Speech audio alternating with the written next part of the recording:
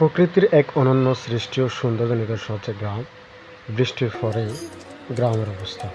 একজন লোক রাস্তা দাঁড়িয়ে রয়েছে, এখানে বাচ্চা রাস্তা দাঁড়িয়ে রয়েছে। এটি হচ্ছে আসা যাওয়ার রাস্তা। এটা এই গোয়াল ঘরের ভিতরে গবাদি পশু রাখা হয়। এটি গবাদি পশুর জন্য তৈরি করা হয়েছে।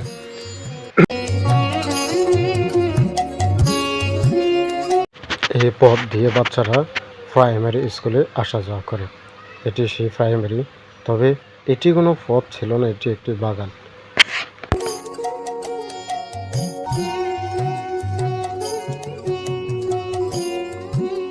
গ্রামের ছেলে মেয়েরা সাধারণত পুকুরেই গোসল করে।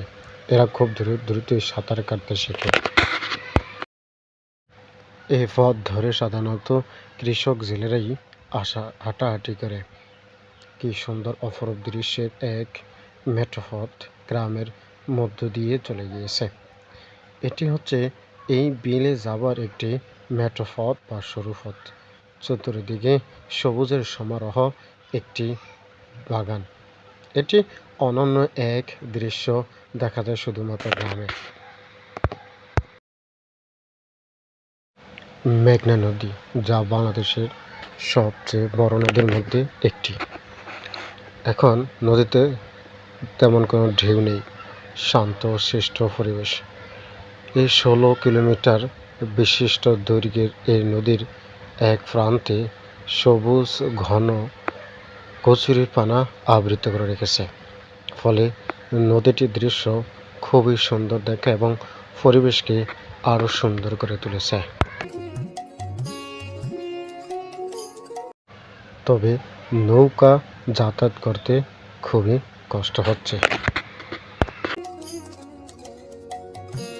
নদীতে এভাবে দুষ্টামি করা খুবই মজাদার, যা আমরাও এরকম বয়সে করেছিলাম এই মেঘনা নদীতে।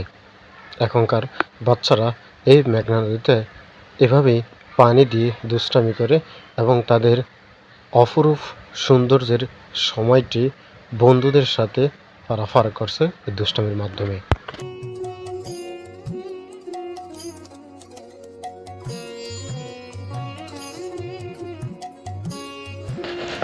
সারি সারি নৌকা বাঁধা আছে মেঘনা নদীর কোল ঘেঁষে, কারণ এ সময় নদীতে যাওয়া উপযুক্ত সময় নয় এবং নদীতে একদম মাছ খুব কম ধরা পড়ে। ফলে তারা সব নৌকাগুলো এখানে বেঁধে রেখে যার যার কাজে ব্যস্ত। বাচ্চারা তাদের সময়কে উপভোগ করছে।